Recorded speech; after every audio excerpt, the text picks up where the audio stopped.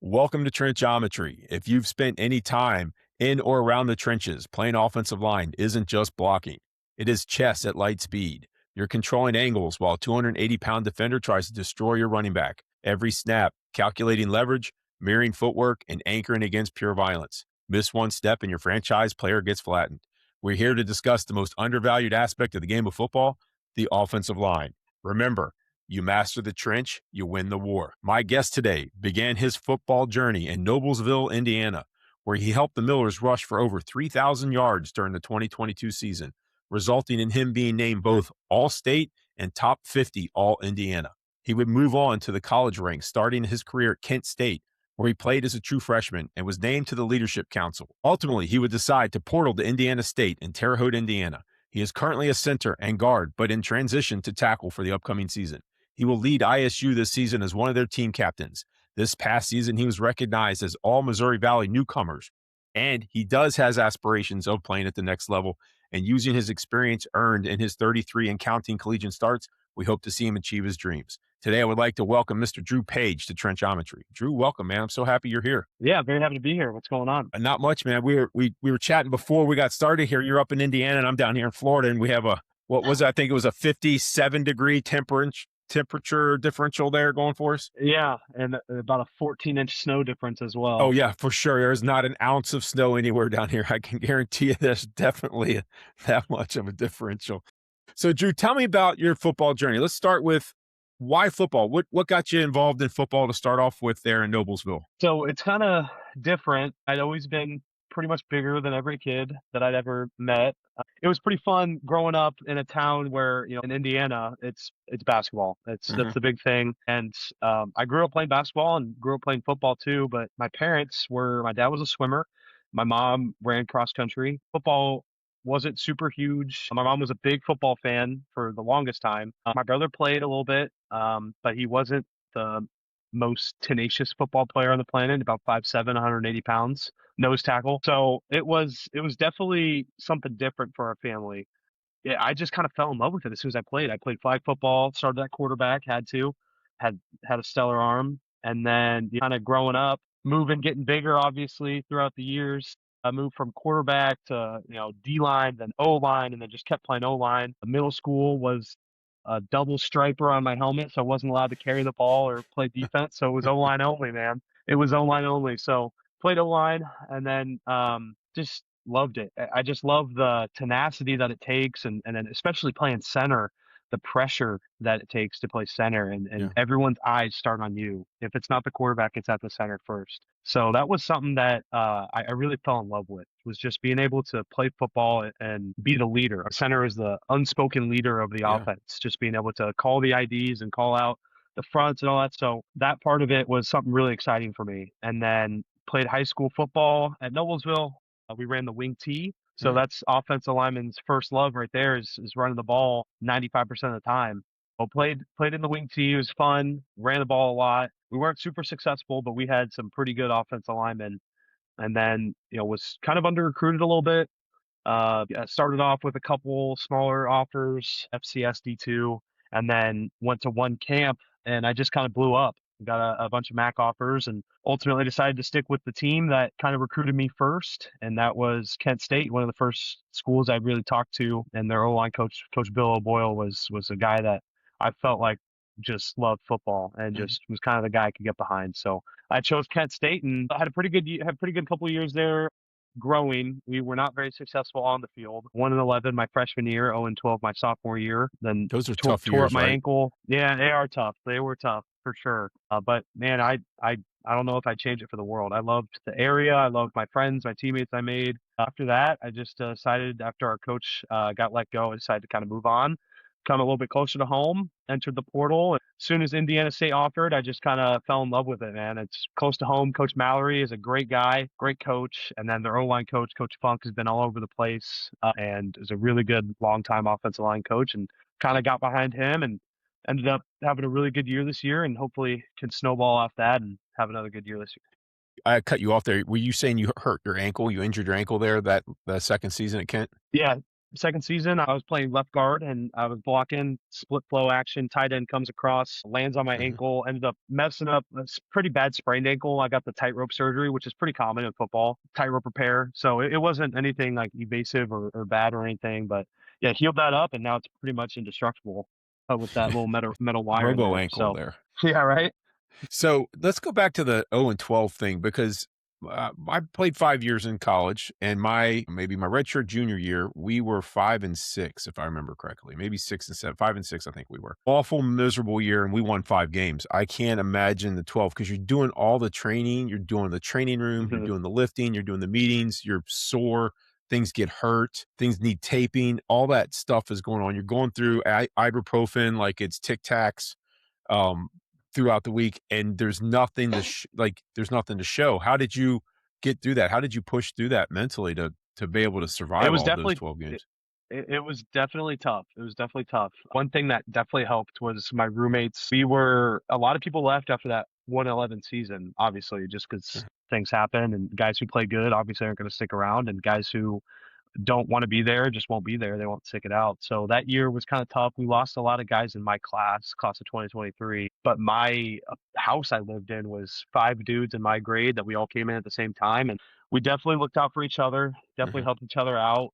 It definitely was rough. It was probably one of the rougher seasons. Obviously, one of the rougher seasons I've ever played in. Man, we were close. We were a close team.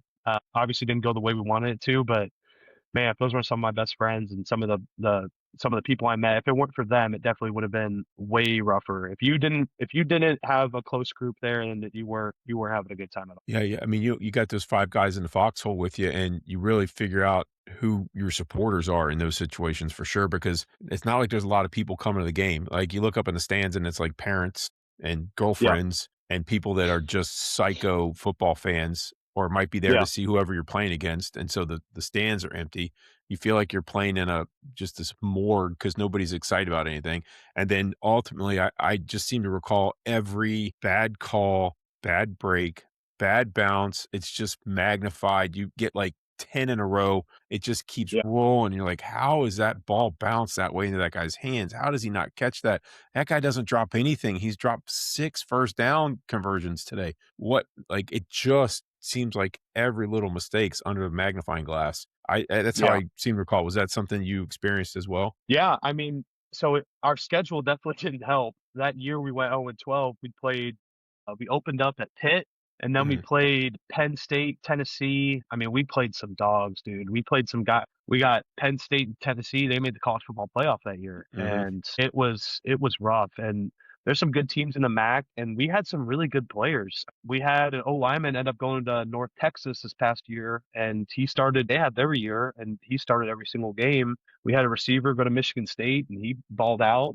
We had some good players, man, and it sucked. But the good thing about it was we had a lot of guys that cared about football. And the thing that hurt the most was the injuries. Our starting quarterback broke his hip mhm. against Penn State Oh, between Abdul Carter and Danny Dennis Sutton. Like those two are NFL gonna Abdul Carter's in the NFL, but Danny Dennis Sutton's gonna get drafted this year. yeah, And then Penn State, you got James Pierce, and they always got big dudes in the trenches. So it was a rough go, and our O line coach knew how tough it was going to be, and kind of always had our back. And he's an awesome guy, Coach Matt Limegrover, amazing guy. Was at Penn State for a while. He definitely was there for us and had our back, and he always wanted to see us succeed. So there were definitely times where, oh wow, that can't believe that just happened, and yeah. we had a lot of those, but also times where like, wow, what a play, and then it just comes something else happens and it just completely erases it. So Mhm. it was a little demoralizing to say the least, but gosh, if I couldn't tell you I didn't have fun doing it.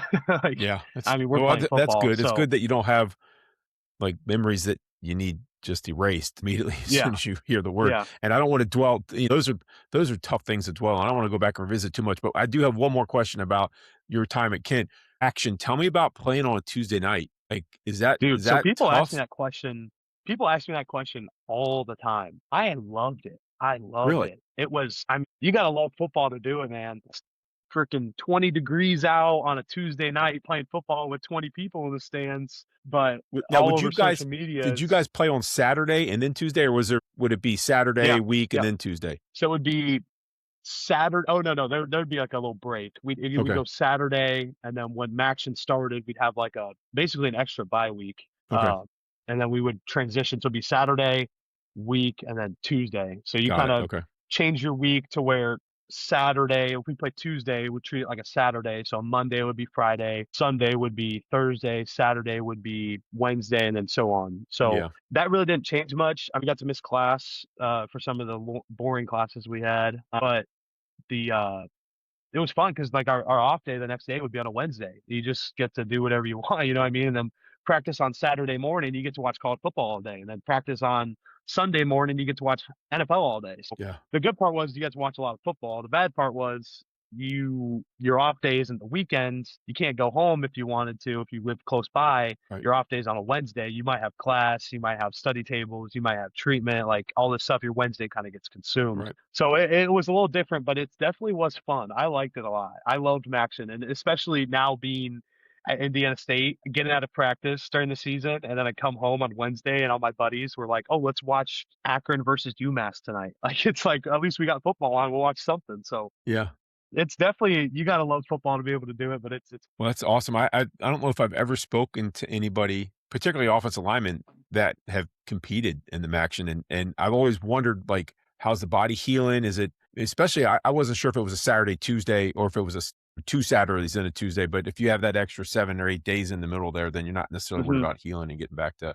But I guess you have all Yeah. eyes on you too. That is another benefit. You got Mhm. everybody's eyes in the country. That the only football game to watch Yeah, is you guys.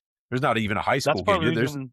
no JV, no nothing, just MACtion. That's it. Yeah, that's part of the reason why they do it. It's that ESPN deal that they have, or whatever deal they have with whatever broadcasting company. You get that extra money because you're the only game on. You know, you might be on Yeah. ESPN 1 on that night, Yeah. but Saturdays you're ESPNU, or you got to have an ESPN Plus subscription to even watch a low action game. It was fun in that aspect. Not so fun part was after the game and everyone watched you, and then you got Barstool Sports and Oh, ESPN posting everything and seeing all those comments. So you got to kind of have tunnel vision when you do it. yeah. But the offensive line, it was fun on that after the game on a Tuesday, just kind of hanging out with the family or hanging out with your buddies, and then Wednesday you grill out some steaks or something and hang out and do whatever. So Well, I didn't even think about that. The family members that, you have those dedicated moms and dads and brothers, sisters, girlfriends, whatever, that are coming to the game or gonna be there. So they gotta take off.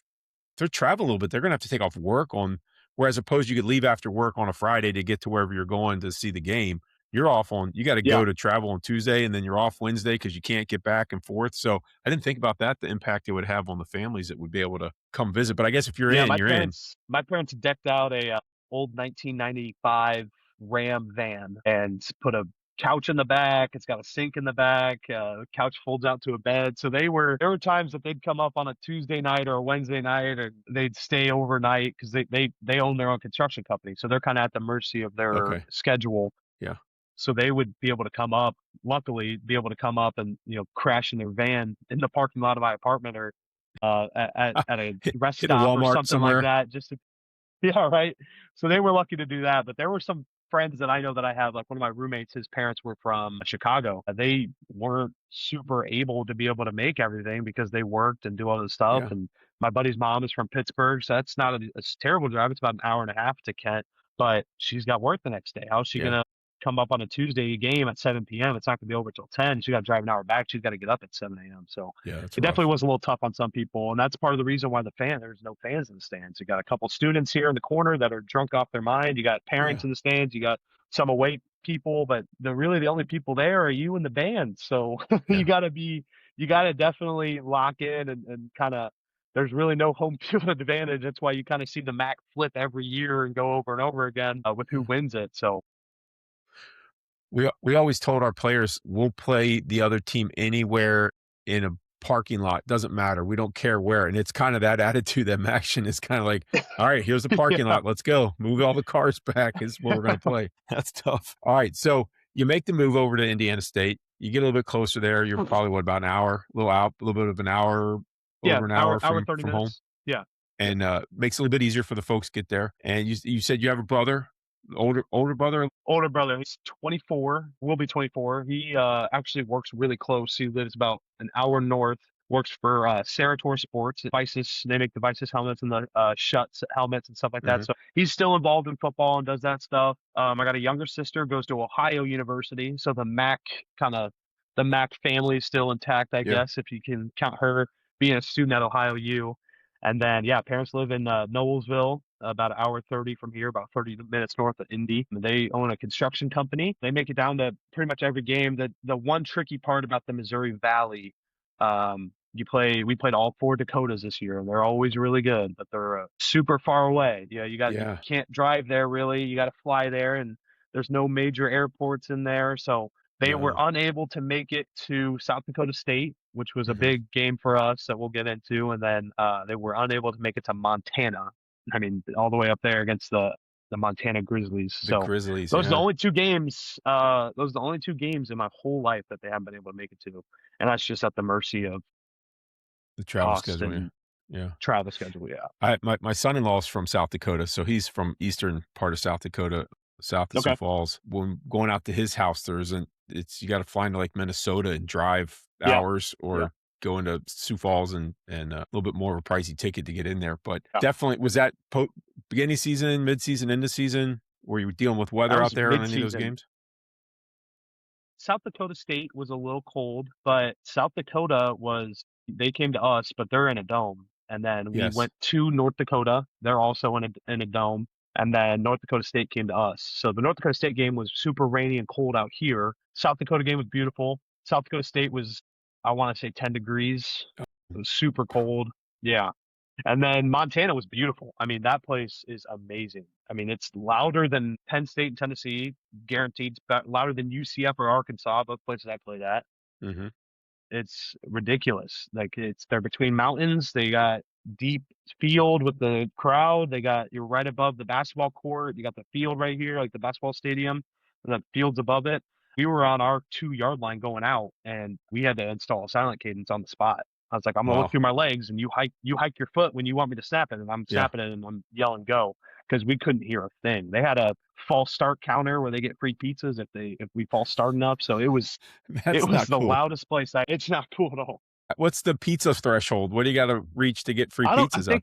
I think it was every time they false start, it gets cheaper. So it started off at like $10 and then it got down to 750 and then it got down to 5. And I think we were at 5 Oh and we were on the man. 2 yard line and they were all rooting up for us to get to 250. So, but we did it. Unfortunately, we did it, but it was definitely close, but they were rowdy and they were loud and they had a great year. So they were juiced up. My gosh, 10 degrees. That's what you got to stand by that space heater and just keep your helmet in there so it doesn't get cold, because it's like putting on a concrete block if it gets cold out Yeah. there. I had to tell one of our younger tackles, I can take that jacket off. They had those big, thick jackets that those Yeah. quarterbacks wear. Take that off. We don't need that. But they had those big space heaters by our bench. We put our helmets in front of them. We put your hand in front of it for about a second and a half. Your hand gets all warm. And they had me with the QB hand warmer with a hand warmer inside just to Oh keep my yeah. right hand warm. And yeah, but those jackets, our quarterback put them on as soon as he got on the sideline. And yeah, the guys that weren't playing, I was like, you're not allowed to wear those. You're not allowed to wear I was those. gonna say, Take you those off. bullied the poor freshman guy standing out by himself in the cold. He's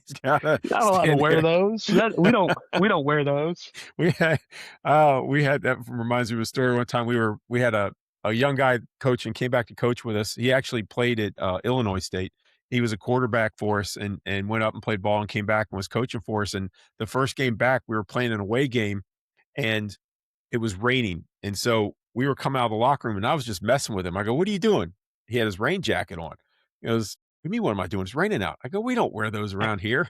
So he took his jacket off and left in the locker room. Well, all those other guys all the veterans had the rain jackets on the sidelines in the rain gear bag. And so when we Yeah. got out there, it started raining. We walked over, unzipped the bag, put our jackets on. the whole the whole coaching staff has our rain jackets on, and our young coach is standing there getting soaked. I said, "Where's your jacket?" He goes, "You told me to take it off. We don't wear them around here." I go, "Man, I was just messing with you. I didn't think you'd take me for serious." So poor guy, he got soaked the whole first half standing there in the rain because his jacket was in the locker room and all of our stuff. Wily, cagey veteran coaches had it all out on the sidelines already. Oh my gosh! All right, Jeez. so we talked about, you mentioned earlier about being a quarterback up front on the offensive line, and you really like that. And I will say, I was doing some research on you. You got some good stills on the internet there. Have you kind of bent over the football, directing traffic, and all faces all painted up and everything? So Yeah. I was like, you got some good stills that you can contact the sports information department. You need to get prints of those before Yeah. you get done. Because I will tell you this, as an alumnus of my school, if I call the sports information office, they don't even know who I am. They forget like you don't exist to them. So get it before you leave Yeah. because they won't help you out after you graduate. That's for So sure. what's lucky is that I'm actually pretty close with the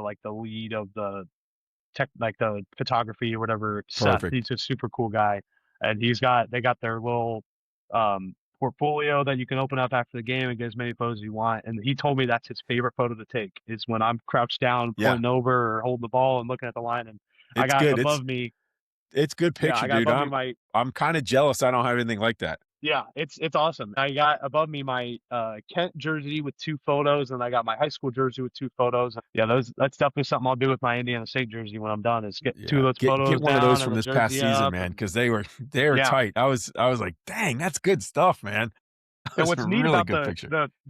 the eye black, they didn't let us wear it at Kent. Our O-line coach said, "You don't need that. You know, it's just gonna drip on your face, gonna get in Yeah, your eyes, whatever." We weren't allowed to wear it. So I get here and hey, are we allowed to wear eye black? He said, "Oh yeah, absolutely. I don't care." I was like, "Okay, I'm going crazy." I did the everything. I did the whole face. I did just around the eyes. I did the crosses. I did the whole like I did everything, and I loved it because it's intimidating. I think yeah, personally, I see a D lineman with a ton of eye black on. I'm like, that guy means business. So it's definitely something I got. I had my mom restock me with four of those like sticks. I got the yeah, special ones that made the charcoal that don't wipe and go away. So I also had to get me some micellar water to be able to get it off. So it's fun. I love it. And those photos are great. I love them. yeah. Good stuff.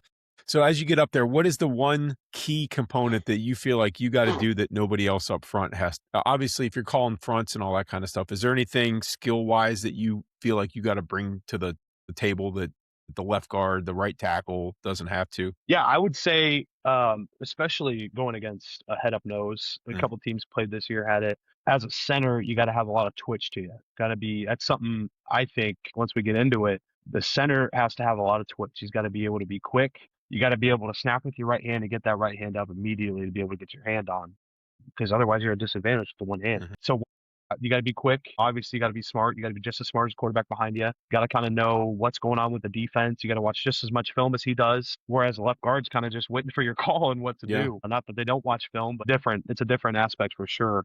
Yeah, the center's got to be able to be quick. I would say that for all the young centers and guys that I've trained with before and worked with before is the quickness aspect. The center's usually the first guy contacted. If you have a freeze play called and you got to look on the left to the left end and you got to look to the right on the right end and you got to head up nose on you. You got to be able to see everything around you to be able to snap the ball and the quickness aspect. One thing coming from high school to college was way different, which everyone will tell you that. But even moving from guard or tackle to playing center, it's way quicker than I think the other two positions are. yeah. So what I heard you just say is they put the dumb guys at left guard on the offense line. Is that, is that no, I'm not just not kidding. not I'm just kidding, fully left guards. true, but I'm just kidding, left guards. Don't take it personally. I feel like when I was playing center, the offsetting of the hand, right? You only have one hand to play with it first for a mhm, split second, however long it takes. But I really felt like offsetting that hand that was neutralized with the snap. You had to compensate mhm, with your foot, with your feet movement, and getting mhm. getting lower body position so that when you bring that hand back up, if you're not lower body position, that hand doesn't really matter where you are because you're going to be playing from behind the whole play there. Yeah.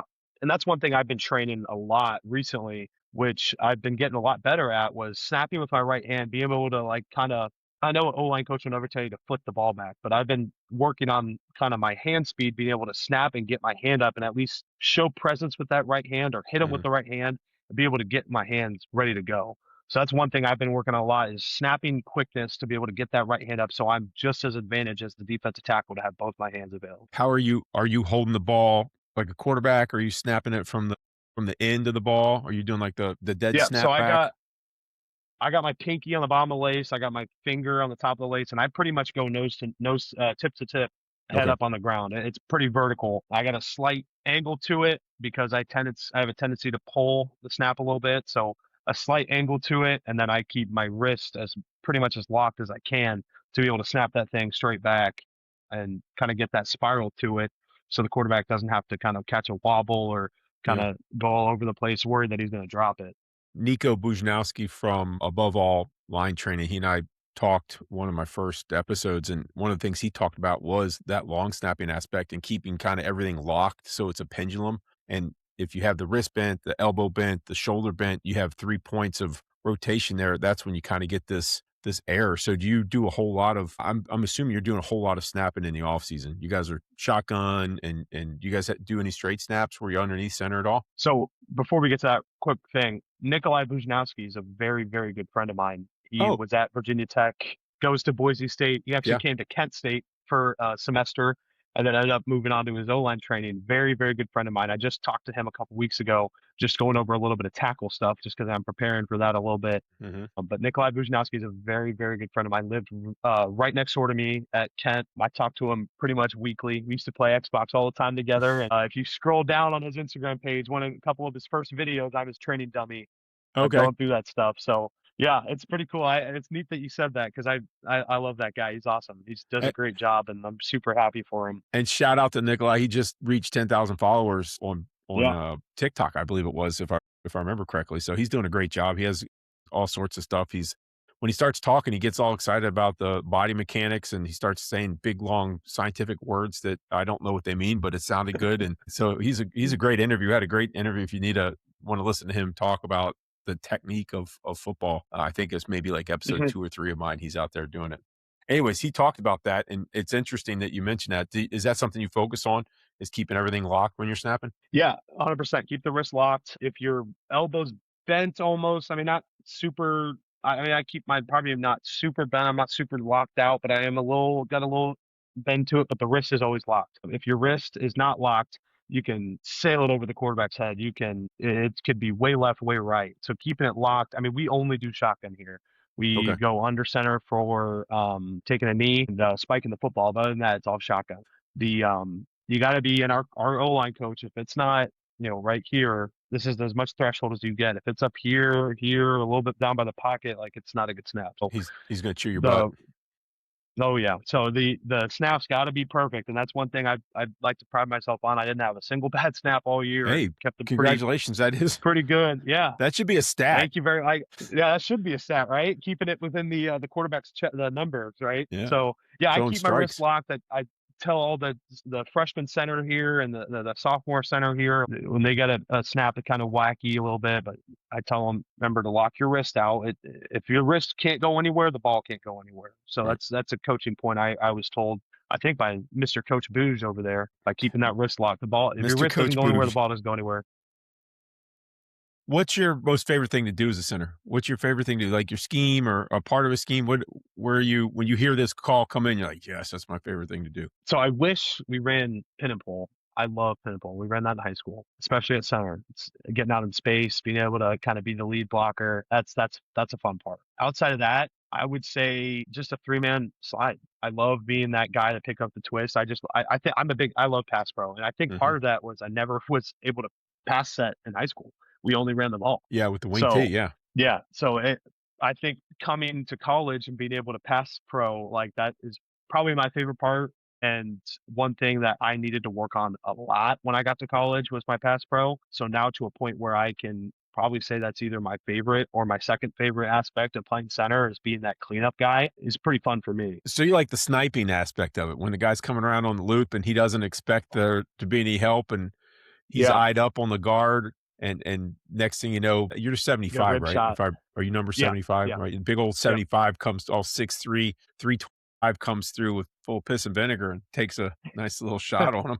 They especially don't those call those tall, lanky blindside blocks DNs. inside, do they? Oh no, especially those tall, lanky DNs trying to get a move on a guard, and then you just clean them up with the old pop or hit him with a little shoulder, and yeah. I can attest to that. That's something that I would have enjoyed too. Of course, I played back in the good old days when you could blindside people and no one got wasn't a big deal. So you could blindside them anywhere on the field, and that's what people look forward to those big hits and nice clearing out blocks. And it's kind of sad that that doesn't happen anymore, or a lot less likely that it does. Yeah. As you guys go into your preparation and you're doing your weekly preparation and you're watching the other guys film, where do you find yourself as a film study aspect of it? I'm kind of curious in in the collegiate ranks, I'm thinking back to when I was in college and we didn't, this is this is like VCS, VHS tape, a VCR Mhm. type stuff back when I was in school. So it hadn't really got into me being able to take a VCR tape home with me and watch it at home in my townhouse. The digital aspect of it was light years away from happening. So now that you guys are at this the golden age of film for football. I mean, you guys can watch it on your phone, you can watch it on the Mhm. laptop, on the tablet, whatever. Is there a way you go about breaking down the film? Is there a way that you watch the film Yeah. to get prepared? So the thing I go about it the same exact way. So one, I always start kind of the off season or even the beginning of the season during fall camp watching some of my favorite centers in the league. And Mhm, that this year was Aaron Brewer of the Miami Dolphins, Creed Humphrey, obviously, of the Kansas City Chiefs. And then I really liked watching Tanner Bartolini of the Colts and some older film. I mean, not older, but some like 2018, 2020 film, Ryan Kelly from the Colts. I like watching that NFL tape. And sometimes the scheme is not always the same, but the footwork is always the same. Inside mhm, zone, outside zone, pass pro, the footwork is always the same. It's always going to be the same for everyone. So that's one thing I love watching is seeing how those guys move in space, move on inside zone, outside zone, move on gap and power plays, see how they maneuver their way, see how they use their hands, stuff like that. Like I'm a big Aaron Brewer guy. He had a really good year this year. When he snaps the ball, he gets his left hand immediately in the V of the neck of the D lineman, and he kind of gets his hand in that pad and he immediately holds on with one hand. And he'll get that right hand in eventually, but he gets that hand on immediately right away. And that was one thing I liked to take away, and I used a lot this year, was that one hand snatch, kind of mhm. grab onto that pad, just so I have some control of him before I can work my hands. So that's the way I start out is watching some pro film of guys that I really like. Then when I get into the season, we're obviously week one's a little different because you got to watch last year's tape, but once you get to mid-season, a little later in season, I always watch the teams, the most recent game, start to finish. Whoever they play doesn't matter. They could run it could be Army running the triple option. It could Mhm. be Mike Leach's air raid. Doesn't matter. I could watch anything from the most recent game. I'll watch all the clips for the defense. And then our coaches do a really good job of making cut ups of like runs, like schemes, like passes, where we run very similar things, and they'll put a clip of our offense running it, then their offense running it, and how their defense plays it. So that's something I really like is that they do those like runs, and I'll compare those to kind of our scheme and see how that works and see how their D line plays it. And one thing I started doing, which every team does with our O line, was everyone gets one guy to scout, and it mainly leans more on pass pro, just seeing how they The moves, pass yeah. rush. Yeah, but also I included some run game stuff. Like what do they do to a double team? What do they do to solo block right on them? What do they do in space, trap, whatever? How they play? Do they spill? Do they long arm? Do they all this stuff? So we did that, and that was helpful. Everyone had a guy, and we all went over it and kind of talked about who he was, what he kind of went about, what was his favorite moves, what was his best counter, what was his kind of how he is off the ball, and then we compared it to someone on our D line.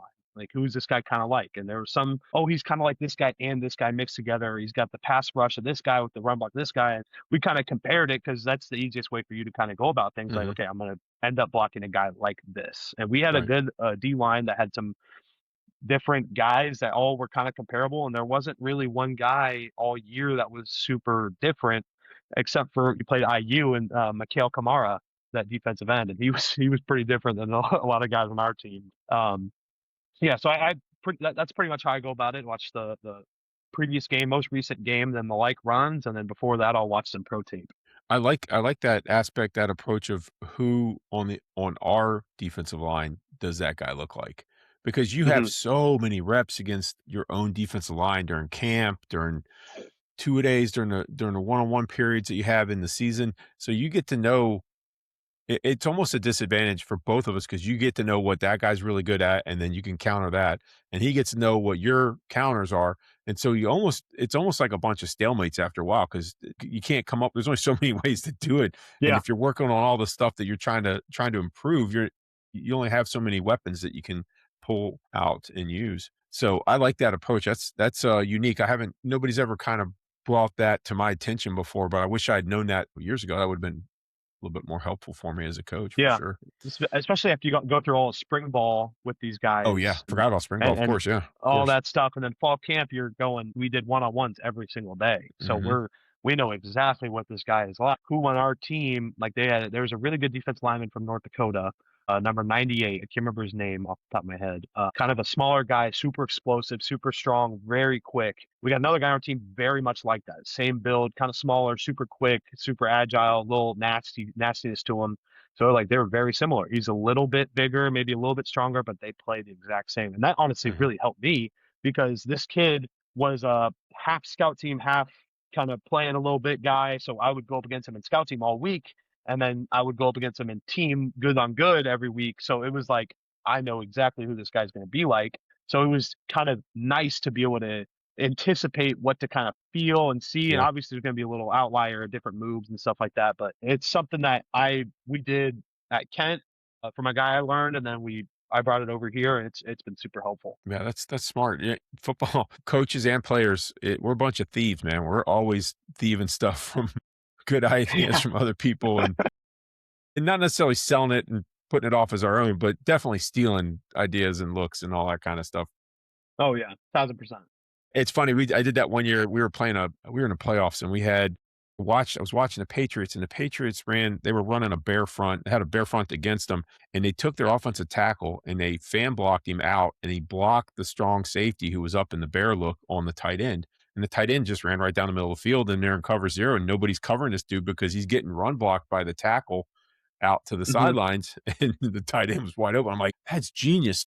3 weeks later, we're in the playoffs and this team runs Sam coverage out of bear. And I said, I know something that can take advantage of this scheme. So I totally stole it from the Patriots. And we ended up scoring a touchdown off of it through it, like a little dump pass to the tight end because There you nobody was go. covering him. And so thank you, Patriots, for getting us I think you got us to the state semifinals that year. So appreciate your help. That's awesome.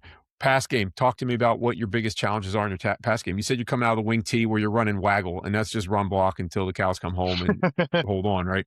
So, what did you find yourself having to switch out there once you got to that college game? What was it that was lacking that you had to make up for once you got to Kent? Yeah, so part of the wing T pass pro, like you said, waggle. We had waggle pass right, waggle pass left. We had power pass right, power pass left, and a lot of it was snap the ball and then turn. Everyone Mhm, has their gap. Doesn't mhm, matter. So the one thing that I really struggled with not only was understanding that you can't turn and when to turn if you do have to, but playing center and guard at Kent was setting. Okay, be patient, don't turn, or against a three tech at left guard or right guard, setting out and opening up.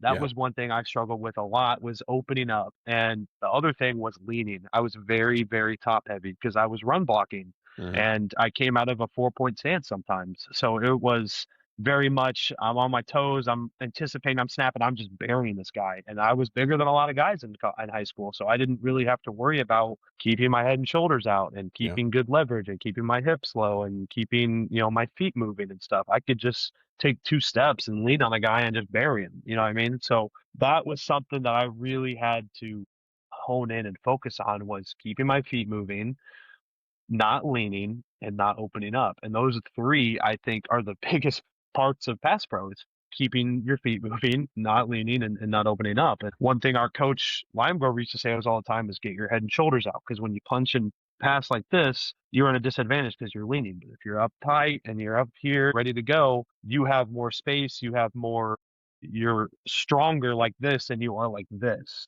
So that was something I had to overcome very much. Luckily, I went to college early. I graduated a semester early and went up to Kent and got able to get a spring ball underneath my yeah, shoulders before I went on to fall camp and then played that season.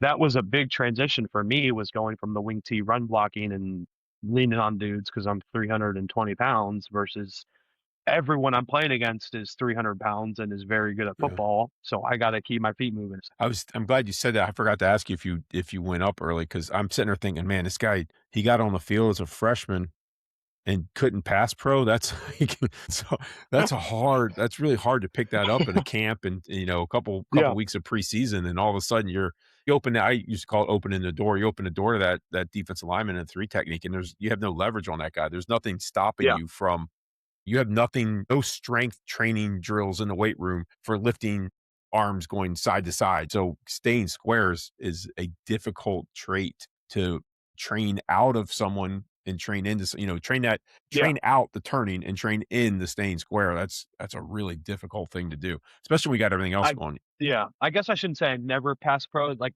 obviously ran the wing tee, but I was very fortunate enough, I trained with, I don't know if you know the name Donald Thomas, played guard for the Patriots for a long time, played with the Colts and the Dolphins. I trained with him a lot. He was through, some workout facility, Mhm. near my house, so I was able to work out with him, and he helped me a lot, kinda get that down, even if he didn't totally agree with what we were doing at my high school, running the Well, wing yeah. tee. And then Mike Berry. He was also a very long time O-line coach, and I was able to train with him through my coach in high school.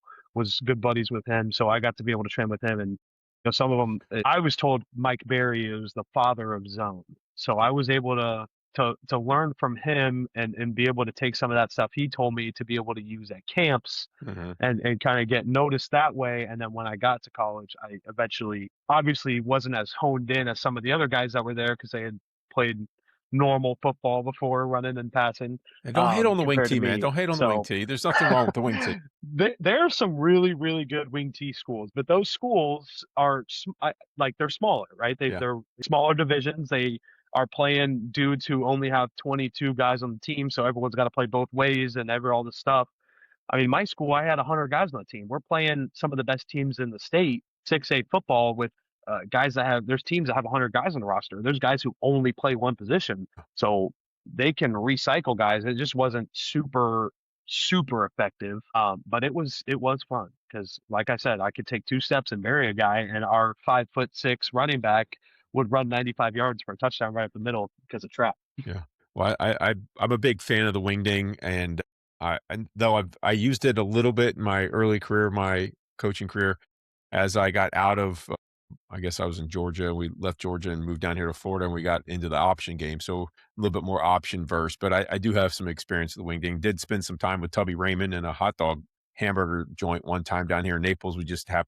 We were clinicking some coaches, and Yeah. this old codger kind of walks up and says, "Hey, you guys football coaches?" And we said, "Yes, sir." And one of the coaches goes, "You kind of favor Tubby Raymond." He goes, "I am Tubby Raymond." And so here we are in a hamburger joint, drawing on napkins, literally drawing on napkins at the table, talking about wing T stuff. So that's a pleasant memory to have. And And that's what you love about football right there. oh yeah, yeah, Yeah. the legend of the game, Yeah. man. Yeah. And you mentioned earlier you want to get into coaching and feel that it's funny as a player, you're invested. But as a coach, there's so much more behind the scenes that you're Mhm. that much more invested. You've put so if you a player puts in 30 hours, a coach has put in 50 or 60. It's just there's so Mhm. much more in there. So what's the draw to coaching for you? What do you see? What level do you see yourself at? What's that future look like for Drew? Yeah, so part of it, my good buddy here, part of my best friend here, his dad is Scott Fuchs. He is the O-line coach, was the O-line coach for the Titans. And then before that was at Kansas for a while. And he kind of told me that I kind of asked him the same thing, like, why coaching? And he's like, I could never imagine myself working and doing anything else other than football. Like I Mhm, couldn't imagine myself sitting in an office doing all this stuff. Like I can mhm, only imagine doing football. And I had to think about that for a while because for a while I wanted to be like a teacher or like an athletic director or something like that, mhm, something more front office. And then I really thought about it. I'm the same way. I could never imagine not being involved in football. And I've been so fortunate enough to work with so many good offensive line coaches that I got a lot of stuff up here that I feel mhm, like I could do something with it and not just let it not go to waste, but not do anything for it after learning all this good stuff. So I just couldn't imagine not being involved in football and obviously falling in love with the sport. Like it's hard to kind of let that go, especially after you're done with football, after you're done with your eligibility and all this stuff. So that's part of the reason to it. The other part, I just love being around like the whole I try to host recruits as many times as they'll let me whenever they have a guy come in because I love that. I love being able to sell my program, mhm. sell what this place is about, sell our group, hanging out with everyone. Like I just love it so much. So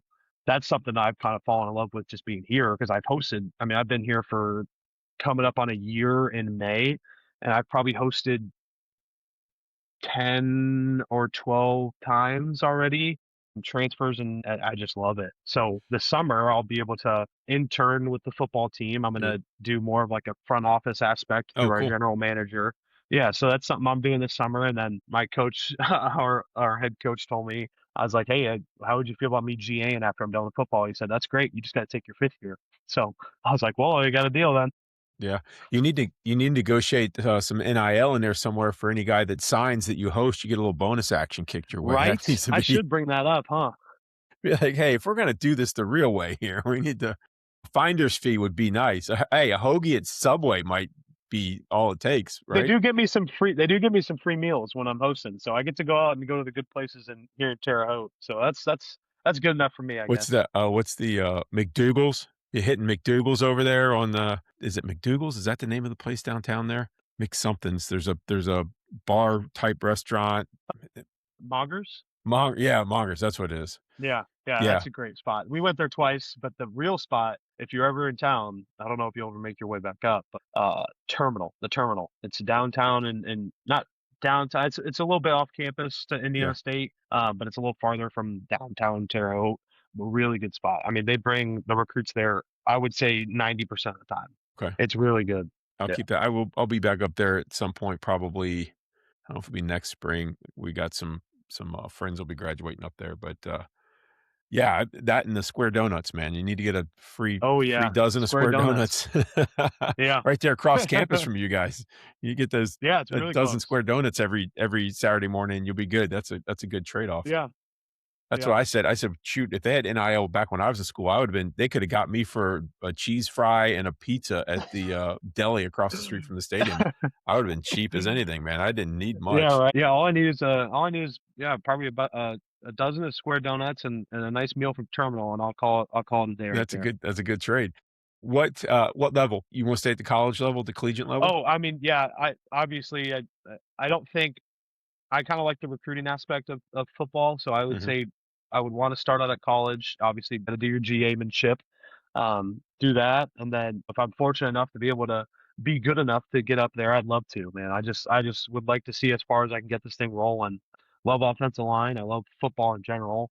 I meet with the coordinator here probably twice a week now during the off season just to kinda go over offense stuff, so I'm learning offense, I'm meeting with our tight end coach to learn a little bit of defense because he was a defensive guy before that. So I'm doing as much as I can to be able to get as involved as I can and be able to coach for as long as I can, I would say. That's smart, man. Absorb it all now. It's all free right there too. You're Yeah. like you got a library of football that you're checking out those books from, and Hmm.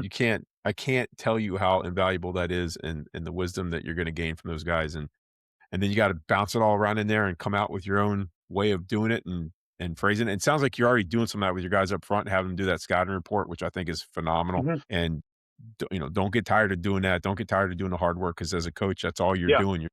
You're just grinding, just absolutely grinding Hmm. all the time. And so I Yeah. like that.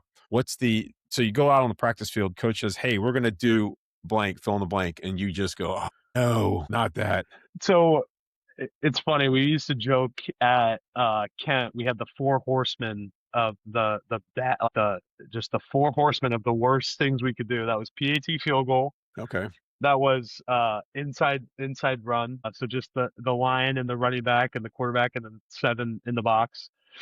What was the other one? It was tempo, so 4 plays against the defense, back to back to back, no huddle, and just roll. And then we did another one, a screen drill. It was you run the screen, run 20 yards downfield, come back, and then you let the second team go, then you're back up, and you did that about 5 or 6 times. So those were the four horsemen. Nowadays, after getting into it, I mean, you got to say the chutes we have a metal chute, so it's Yeah. not like the tarp. It's pure metal. So as soon as they all hear when the helmet bangs, it's a Yeah. loud ding. Rings the bell. So it's either yeah, it's got to be that. Gosh, I'd probably say shoots, but other than that, probably the four horsemen we talked about. Yeah. That's a lot of running with not a lot of time in the middle there, that tempo. I created something I called turbo sled. So when we're hitting our 5-man sled, I had a little routine that we do just to see I want to see the guys run their feet. And I would do probably 6 or 8 sled drives and I'd blow the whistle and they'd have to sprint 5 yards past the sled, turn around, come back, it was simulating no huddle. So they'd sprint Hmm. 5 yards, turn around, come back, drive the sled 7 seconds, blow the whistle, boom, sprint 5 yards, come back. And that was a bear. They didn't like that one very much, but I thought it did a great job of simulating no huddle. And Yeah. because it's hard as an offensive line to simulate no huddle. I mean, Hmm. you got to have scout teams that are really squared away on what they're doing so you can roll them in and get them out there because you can communicate your plays faster than they can get set up and do what you want Yeah, them to do. So I yeah, was just trying and to that's gas them. that's 100% the biggest thing I would say. So I've when both schools I've been at, we ran no huddle, up tempo, on the ball. As soon as the ball's down, you get on the ball, we run another play. And that part is 100% right. The defense of the scout team just doesn't get set quick enough, and we're getting yelled at because we're not snapping the ball, and then the other coaches are yelling at the scout for not getting set, and we're all flustered and all this stuff. But that comes into the aspect where now you're at the game and you're on the sideline with your buddies after a scoring drive. You're like, this is less tiring than practice. Like Yeah. this is way easier than practice. Because I'm not having to get yelled at or get set and wait for a second and sit in my stance for 10 seconds for the other team to get ready. We just Hmm. can keep rolling. If they're not set, then we just get to rolling over.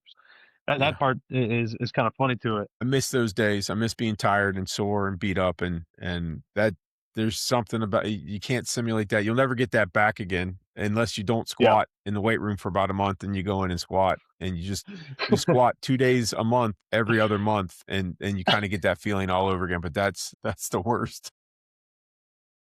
So I got a question for you. Yeah. When you were playing, Yeah. what this is a big debate that we had last week.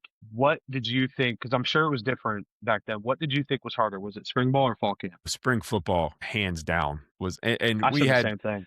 and we had at our practice facility, William and Mary, everything's 300 years old. So our practice field was the baseball field. So in the fall, we had the outfield. It was all ours. We had the field and there was plenty of space for what we needed to do. But once the spring started, the baseball teams out there, we didn't have a practice field. So we had to bus off campus. We had about I don't know, 10-minute bus ride to get to the practice fields. And it was the sun would go down and the temperature would drop about 20 degrees. And so you couldn't, it'd be hot when you got there and cold when you left. Yeah, we'd run out of water all the time. There weren't lights on the field. So as it got dark, it was dark and you couldn't see.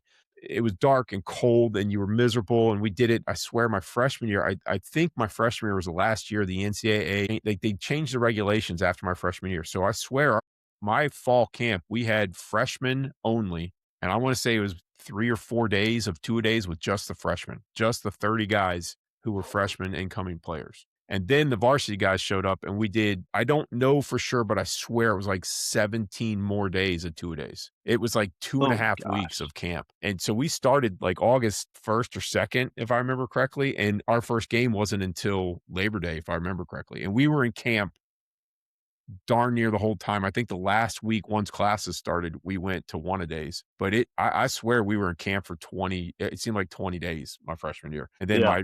and then my sophomore year, the NCAA changed the regulations, and you could only practice X amount of days before your games started or whatever, and so Yeah. that cut down the fall camp. And but the spring, I could be wrong and exaggerating here, but I swear it felt like we started spring football the day we came back from spring break, which would have been like the middle of March, and I think we went all the way up until like the week before right before exams started, which would have Yeah. been beginning of Yeah. May. So I swear it was like 7 weeks of Monday, Wednesday, Friday, Saturday, and Yeah. just hot, cold, miserable, bus ride back, bus ride out. I mean, I had guys that we had Dave Flynn, God rest his soul, but he was hysterical and he would just start, he hated spring football so much, he would just start cussing in the bus.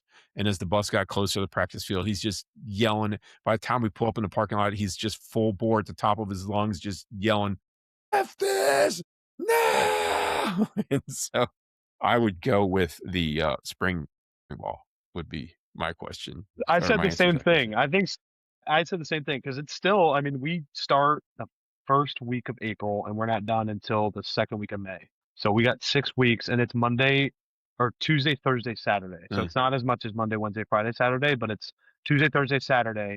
So not only are you in class, but you have lifts and you have practice and you don't get your weekend yeah, because Sunday is film and all that stuff, yeah, and Sunday you're recovering, and then Monday you come back and you lift and do all that stuff. Camp, at least for me, I mean, we don't have 2 days anymore, but we have no school and everyone's going through it together. uh, So everyone's going through the same stuff. Spring, there's some dudes on the team who won't really have as many classes as some of us other guys. Like right, I got an 8 a.m. every single day except right. for Wednesday. So not only will I wake up every single day, I will then have to practice football. Oh, spring, fall camp, like, at least there's a reward at the end. you get to play the season and go into that. Spring, once that's done, you just have to go home and then you go run and for two heal. months and come back. Yeah.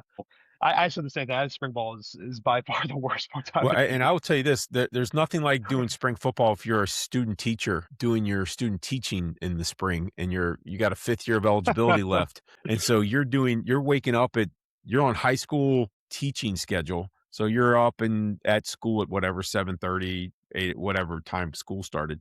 And you get out of school at like 1:30 or whatever. And so 7:30 to 1:30, I'm literally working the whole time. And then I'd have to go lift. So I'd run to the stadium, I'd get or the workout facility, I get my workout in till like, I don't know, an hour and a half workout, and then straight to the stadium for meetings, and then on the bus out to the practice facility for practice. And then I'm back grading papers or getting prepped for lesson plans for the next day.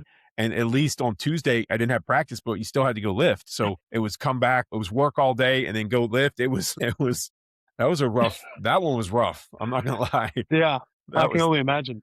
because for some reason, I felt like I got to graduate in 4 years. And so I graduated in 4 years. I was an unclassified student that 5th year.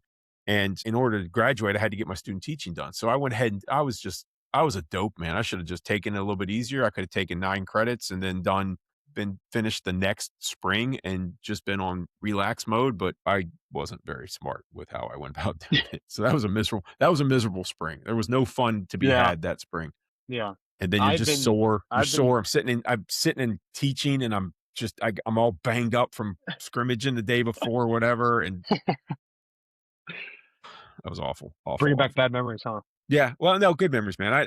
I would trade, my sore back, my sore neck, my knee hurts, all that stuff. I wouldn't trade it for anything. Yeah. Sitting there with ice on my back. I would sit there and ice my back right now today in the locker room if I could, and go back to those Yeah. times. And As much as we especially, talk about go ahead. sorry, go ahead. No, you go. Go ahead. As much as we talk about spring ball is the worst, fall camp's the worst, I could never imagine not doing it. I could never Mm, imagine being a normal student or yeah. doing something other than that. You know what I mean? Like it sounds like we're talking to people and it sounds terrible. And you talk about 2 days and you got all this stuff, all this teaching, and then you got to go practice all this work day. Like you're basically working a 9 to 5, then you got to go Yeah. practice. Like, but I would do it for 10 years. You know what I mean? Totally, 100%. I look back fondly on, the day after the game. What we had Sundays off. Well, we could do a voluntary lift if we wanted to Saturday mornings, which I don't think in any of my 5 years I ever did a voluntary Sunday lift after we played on Saturday. But I just Yeah. remember being so incapacitatedly sore, if that's a word. If I could make up a word and just say, I was so sore it incapacitated you to the point where we take turns on who had to get up off the couch to go get the door for the pizza guy when he delivered the pizza. And we had enough energy to order pizza, and then it was just sprawled out on couches, on the floor, and the lazy boys, whatever, just trying not to move. Remembering, oh yeah, that hurts because that guy just wrecked me in the second quarter, and but we're all sitting there on the floor, on the couch, in the chair, the same amount of sore and Yeah. just miserable, miserable. And then you're like, I hope I'm not this sore tomorrow. And you got a little better. It's not like camp where you come in after a morning practice. And you guys, you might not even know this. We'd come in after morning practice and you'd be back out on the field. Like you go to lunch and you had like an hour and a half, 2 hours maybe, and you had to be back out on the field, dressed, ready to go. Well, you'd be so sore after you're doing inside drill in the morning and you're just crunching each other. And then you go eat and you're sore and you're miserable and you lay down in the bed, you take about an hour and a half nap, you pass out, and then your alarm goes off and you're like, there's no way that was 2 hours. There's no possible way that was 2 hours. And then you're right back into it. Your shoes are still wet and sweaty from being August and Practice sweating your butt before. off. And your pads are nasty and dank. And of course our locker room was 300 years old. It probably wasn't 300 years old, but it seemed like it was 300 years old. We didn't have air conditioning. All we had was windows and box fans, to help circulate the air. So nothing ever dried. And then you get your laundry that was supposedly clean, but that wasn't dry because it didn't have time to go through the dryer. So everything was always wet. You're so sore you can't move. After about day 3, you've done 6 practices in 3 days, and it's awful. It's awful. So Yeah. I don't even know if you guys had that experience nowadays. You probably are No, like, I've never had. I mean, there was one time I had a 2-a-day, only one time, because I mean, at my age of football, like they outlawed 2-a-days, and you're not allowed yeah, to do them anymore. But when I which was is a good for you guys. freshman, It's good. Don't yeah, get me very wrong. true, very true, very true. When I was a freshman playing freshman in high school, I went to the freshman scrimmage in the morning against New Powell High School, and then I was drove there by my freshman O-line coach. My parents were away. He drove me back to the high school where everyone, after that was done, everyone just left, went home with their parents. He drove me back to the high school. I changed out of my game jersey, the scrimmage jersey, into the varsity scrimmage jersey, and then I went out to the varsity field and I had practice with them. And then they were scrimmaging New Pal as well, but the freshmen of Noblesville went to New Pal, and then the varsity of New Pal went to Noblesville. So I had to go to both. And I have never once in my life been more tired. It was also in Yeah. August. So it was or July or something like that. So it was 90 degrees outside. My O-line coach, freshman O-line coach, drove me after that scrimmage. I would collapse in the locker room, just laying on the ground. He drove me to the gas station, bought me a thing of ice, took me home. My parents were gone. He gets me, he's like, I go down to my underwear. I get in the tub. He fills it up with ice cold water and he pours the ice in. He says, "You're going to sit there for 20 minutes." And he goes and sits on my couch, sets a timer. Right. He's like, "All right, you're good." And then drained it. And then he left and I went to bed and I slept for probably 5 hours, 5 hour nap. And the next day I had the day off. So I was so tired. I've Yep. never been more tired than that moment. I Now always do think back to that moment whenever I'm in conditioning or whenever I'm in football practice. I'm like, oh my God, I'm tired. And I think back to that, I'm like, I'm not that yeah. tired. Now do it 17 times. And Yeah, right. the good thing it was on Sundays, we only had an afternoon practice. So whatever the 17 days of camp, there was 3 one-day practices in there somewhere, and everything else was 2 There you days. It go. was I've never ever in my life wanna go through that. That was brutal. That was a really long fall camp, no doubt. So, but when you gotta go to 2 scrimmages in one day, that's the, to whom much is given, much is expected category of life, right? So, that's awesome. Well, as Drew, as we wind down here, I got two more questions for you, and I've really enjoyed this because I think it's cool to compare and contrast, like, dinosaur time with the new age stuff with you guys, so I enjoy hearing how it is. First question, or second to last question, I should say. Call offensive linemen are characters. We talked about this a little bit before we got going, and the offensive line room and how thick skinned you got to be in that offensive line room right before the meeting starts, and Mhm. the guys are just sitting around waiting for the coach to get there, and they're just roasting each other for whatever the problem could be. Any funny stories or experiences you can share with us that kind of shed some light on the character level of the offensive line rooms? And you got 2 rooms you've been in, so you can kind of Yeah. compare and contrast a little bit. So at Kent, everyone was older. There's only 3 guys in my grade. There's a bunch of guys that were super, like a lot older than us. So we kind of sat in the back. And when I first got there, I was just terrified to speak. Like I was just so nervous, you know what I mean? Because I don't want to be that freshman. And there was a sophomore that was late to the conditioning in the morning because I got there in the winter. So we had conditioning. Mhm. We had like required but unrequired but required like film sessions with just our group player led. So he was late to that conditioning. We all ended up running extra because of him. And then we get back to that film room and he's in there and it was the most brutal, like, what is wrong? Like, what are you doing? What you have one job to get here. And it when it's coming from a coach, it's like, okay, this is what he's supposed to do. But when it's coming from your teammate, I'm Yeah. sitting in the back and they're berating this guy. They're having him get on the ground and he did probably 15 minutes worth of planks. We didn't watch any film. Oh, they just They hazed just him. went into this kid. Yeah, just making him do these planks and then Oh, they man. every time they would start drilling him with questions on the whiteboard and if he got it wrong it's like, okay, you got 50 push-ups and he had to do them and he maybe got 4 wrong and he ended up doing 100 Oh, 200 push-ups. poor Like it guy. was bad and we're all sitting back there like make sure I wake up tomorrow Yeah, morning and make sure you get me hoping up the in the carpet morning. opens up and swallows me whole so I don't have to. But there were a lot of times we also did out of the film room. We did, I don't know, you know what Handles is, right? The ice cream place. Yeah, yeah. So they have a thing called the Monster Shake, Mhm. which is, I don't know if it's like 64 or 48 ounces of milkshake. They would have all the new guys, transfers or freshmen, come in and like we had like a leaderboard in the offensive line room on the whiteboard with the fastest times. Oh, wow, okay. And if you were the least fastest, you had to, like if you were the slowest time, so if you were the slowest time, we would go out and you'd have to buy a meal for everyone. Wow. So the winner would get to pick where we ate, and the loser would have to pay for it. Oh So we man. would sometimes if the winner was a big meanie head, he would pick some like, all right, we're going to this restaurant, we're going to B-Dubs, and I'm getting 40 wings, something like that. So Oh, that was a little brutal. The yeah, so you'd have to chug that milkshake, and you're getting brain oh freeze going. yeah, brain freeze, and you're just yeah, that was rough. You got to choose a good flavor. One of them chose the blue moon flavor, so his face was all blue. He covered his beard onto his neck. It was all Oh man. blue. It was That's funny. that's a Um, rough ride right there. yeah, yeah, but it was fun. I mean, it was tasty. Some of it was tasty. And then at Indiana State, we had an O-line GA, kind of a player. He medically retired, so he would Yeah. kind of help us out. But we would always get to the meeting room probably about 15 minutes before our coach, and he would pull up like the one-on-ones for the day, or just kind of get clips going. And as soon as that freeze frame showed up at this clip, you're looking around like, oh, I know what happened. And then his comments are down below the screen about Yeah. what happened. And it's like, left tackle, WTF, what are you doing? Center, this is awful. This is bad football, stuff like that. It's like you're just dreading watching it, especially like He's day putting your 12 of business on camp. blast right there, right? Yeah, right. It's in front of everybody. But the funniest story I think I've ever experienced was we were in our O-line room and we're all watching film, and someone passed wind, and it was bad. It was really bad.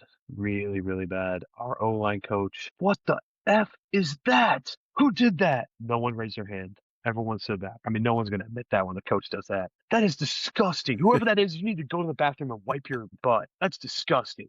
You're terrible. What is wrong with you? And then everyone kind of froze. And then he left the meeting room. That's how bad it was. He walks out Yeah. and he goes out in the hallway, and everyone's sitting there like laughing so hard. And we're all like looking around, like pointing fingers. And the one guy that like usually does the bad like farts Yeah. was like, I swear to God, it wasn't me. It wasn't me. And then we're all looking around like everyone's freaking out. And then he walks back in, and we just go back to business like usual. But then that walk down the stairs after, we're like, who did that? Because it smelled like straight off of a farm, like manure just got dumped into your nostrils. Like that's how bad it was. It was so disgusting And that like we were all questioning who could have ate something that yeah. bad to produce that smell and just let it go. So that was one of the funnier moments I've had. And my current O-line coach, Coach Funk, has some pretty good one-liners. Some probably too explicitive to say on air, but he's really funny. He's an old-time O-line coach. He coached Taylor Lewan at Michigan, and Okay. most recently was at BYU when they had their pretty good years. So he's a really good guy, old-time O-line coach. He's got a ton of quips that are pretty funny that we get us chuckle a little bit. And, yeah. Always used to point out how bad somebody's performing or how out of whack they are with their technique, right? Yeah, right. Yeah, absolutely. But I had one offensive line one year that they got in a I don't know where they came up with this, but they would all go to McDonald's and they would get in line, and the first guy would order, and he'd be like, the guy at the end of the line's paying, and then the next guy would step up and give his order, and he'd go, the guy at the end of the line's paying. They'd have 3 or 4 or 5 guys get in line, and of course whoever's at the end would step up and they'd give the order, and they'd be like, okay, that's 65-35, and he's like, what? And they already had their food and started eating it, and so that was like a routine thing that happened, and you just had to make sure you weren't at the end of the line to make sure you didn't get That's funny. stuck with the bill. I gotta take that. I'll take that Yeah, and hey, start you using that. might. That's not bad. It works in person. It's hard in the drive-through. They usually don't buy it in Yeah, drive-throughs. and nowadays with you go to McDonald's, they got the touch screen. Everyone orders on their Yeah. own, Oh, so yeah. no That's one even true. goes up to the cash register. If I'm Ki- at there's a sandwich shop I could use that at. So Yeah. Get the guy other who's than the that, slowest milkshake drinker to come with you. there you Um, go. Last question here before we head out for the night. I know you got a team meeting coming up, so I don't want to make you late for that. But you're getting ready to head out of the locker room, and it's game time's getting ready to start, and you got earbuds in. You pulled out. What are you listening to? What's your get right song before you head out of the locker room? So my girlfriend and I's song is Bohemian Rhapsody. Okay. It was kind of weird how like when we were first hanging out, it would always come on the radio, and then it started becoming like, okay, I'll play it every time we're in the car together. So that is a go-to. Master of Puppets Okay. is a classic hype up song, but this is a little unconventional. I like to, before the game, kind of my routine is I'll put my headphones on, I'll get my phone, I'll go barefoot and I'll walk the field. I mean, everyone walks the Okay. field, but Hmm. I'll walk it barefoot, just kind of get the feel of things. And some people might not believe me, but I listen to classical music, and then Okay. during like kind of later on November-ish season, I'll listen to Christmas music beforehand. Anything to kind of get you relaxed. Like I Yeah. really like, I have a playlist on my phone that's all like kind of some intense classical music to kind Okay. of like it's still kind of getting you a little worked up a little bit, but it's still kind of mellow and chilled out and stuff like that. So that, and then obviously you got the locker room blaring the speaker or whatever, and it's all usually rap and all that stuff. But yeah, I'd say I switch a little bit, but mainly I would say probably classical music, Okay. walking the field, and then yeah, I mean on the bus rides and plane rides, it's all 90s, 80s classic rock, um, AC/DC, Metallica, stuff like that. Okay. All right. Well, I Yeah, started asking, I don't know, maybe 7, 8, 9 shows ago. I started asking. It came up during while we were talking. I was like, that's interesting. I'd like to hear what I've had all sorts of answers too. Gospel, country, reggae. yeah, I'm like all sorts of different answers. So I thought that was a kind of an interesting kind of see where you are in classical music. I used to listen to classical music when I was getting my master's degree so I could tune out the kids and it just kind of helped me focus. So anytime I hear yeah. classical music now, my mind goes like it automatically just trains it to focus in. So I could see where that would be something that would get you, all right, these are the assignments, this is what I got to work on. This is something I got to really be aware of in the game. This guy's going to do this guy's going to do that. And you're just kind of repping all that stuff in your brain as you go through it. I can Yeah. see where that would be helpful to lock Especially in. with the tip sheet and all that stuff, Yeah. and kind Yeah. of reading over that, walking the field. What kind of Yeah. music were you before games? You know what? I It's funny you say that because I was kinda like they had Walkmans and CD players, and I don't like, on the bus rides, I remember having music on bus rides, but I don't remember and when I was in high school, it was in the car, so when I get to the parking lot, it was whatever was in on the car. You guys would have radio or whatever in the locker room, but Yeah. it wasn't, music wasn't as accessible back then. Like, you would have to carry your cassette like, you'd have, like, a briefcase looking thing with your cassettes in it or with your CDs in it, and so it was much more of a hassle to get to the music. I'm sure there were guys that were walking around, but I remember being in the car when I pulled in the parking lot, and it was definitely probably something Bon Jovi, Slippery off the Slippery When Wet album, probably, I don't know. Young Guns was probably in there, Wanted Dead or Alive, those were, couple ones that one of those, whatever, and it was such a pain in the butt to find the song. If you were pulling in the parking lot and it wasn't queued up while you were driving, then you'd have to, like, fast forward through the cassette or whatever, so it was kinda like it was Bon Jovi something, who whatever was playing once you got to the stadium was what ended Yeah. up being. So that is another contrast, the camp lengths, the two-a-days, and the music accessories that would distinguish me from you as far as the generational gap goes. But There you go. that's a funny question. I hadn't thought about that in a while, but definitely something Bon Jovi. So, well, Drew, I appreciate you, Yeah. man. And then I hope to. Oh, go ahead. You're getting ready to say something. yeah, no, I was gonna say like before we ended off, there's one quote I kind of wanted to talk about Mm, that I probably have cemented into my brain because it was on our slideshow of O-line, like what we're gonna do for the day, like mhm. kind of the practice schedule, plays, install, whatever. It was always started out with one quote, and it was, "If you are going to be a good offensive lineman, you got to be a little bit of a dirtbag, not as a person, but on the football field. Mhm. If you don't have some freaking toughness, you're going to fail." Yeah. And that was one thing that I will never forget because it's always on the screen every single day. But that last line, "You're going to fail. You're going to fail." And that was something that always stuck with me. And I wrote that down on the front of my notebook was kind of the things I needed to work on. And then underneath that was, "You're going to fail. If you Yeah. don't have some freaking toughness, you're going to fail." And that's one thing I talked about like when centers ask me questions, I talk about all that stuff. But if someone asked me, what was one thing that you would look for in someone or one thing that you need to be able to play at a high level, it's toughness, Yeah. 1000%. And coaches will tell you that all the time is you got to be more tough. You got to toughen up. You got to all these things. And that's the one thing I would send home with anyone is gain some freaking toughness. And I that think that. comes with what you were saying Yeah. about those 2 days. You gain toughness from that. Yeah. You gain Absolutely. toughness from that. You gain toughness from making it through spring camps, fall camp, all these things. Mhm. 0-12 seasons, 1-11 seasons. Yep. This year beat the number 4 team in the nation. Like you gain toughness from that stuff and you become invincible. And that's what a lot of guys that I think are super successful is they're tough, man. They're freaking tough. I would summarize that by saying the prick factor. You need to have a little bit of that going for you to be a good offensive lineman. You kind of have to be, like you said, it's dirtbag on the field, meaning you don't care about that other dude across from you at all. Like your Yeah, job is to embarrass him and beat him down. And that's not a very popular thing to say, but ultimately that's what you got to do. You got to be yeah, willing to go one step farther than that guy across the line from you. You're going to punch each other in the face. You got to be willing to punch one more punch than that yeah. guy across from you.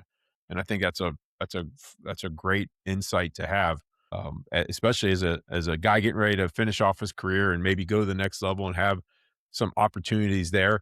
But ultimately, it ends for all of us. And so, as you step into that next area that you want to get into, that's something you got to figure how to bring out in guys, man. And if you're schemed up, and most guys are pretty solid on their schemes, the difference maker is what can you get out of the guy that's doing the scheme for you. And so Yeah. I think you have insight in that already, it sounds like, and I'll be interested to follow your career over the next seasons and even into your coaching career and see how you push those buttons, man, and what cheat code is that you can figure out for each one of those guys because it's going to be different for every single one of your guys. Some of them might have the same cheat code, but it's going to be different. You're going to have 4 or 5 methods to get it out of each guy and be successful with that. So, and you're already getting some experience doing that with your guys that you're leading on either side of you. Mhm. You know, your wingman. I call them the wingmen, so that you can have an experience across the front. I played all 5 positions myself. You got all that. I actually got to play a little bit of tight end in college. You mentioned that earlier in middle school. You got a little bit of a tight end career there in middle school. As Yeah. all big guys want to make sure that everyone else knows that I played tight end a little bit. I did. I played tight end. Yeah, and moving on to, like, high school, we had the wing we played the wing T, and you played center senior year, but before that, we had 7 down linemen. I was playing the tight end wearing number 95, There you so go. that was part of the fun part. I was like, "Yeah, I played tight end. Yeah, I played tight end. I caught a touchdown. I did catch a touchdown." Like, That's that's awesome. I like to brag about that stuff, so, yeah, it's Somebody pretty cool. somebody your size should not be catching touchdowns unless you play for the Pittsburgh Steelers and your last name's Washington. That guy's a daggone refrigerator. Holy cow. 310 pounds. Yeah, he's nasty. I love that interview. He's like, "No, I'm actually like 312." I was like, "You know,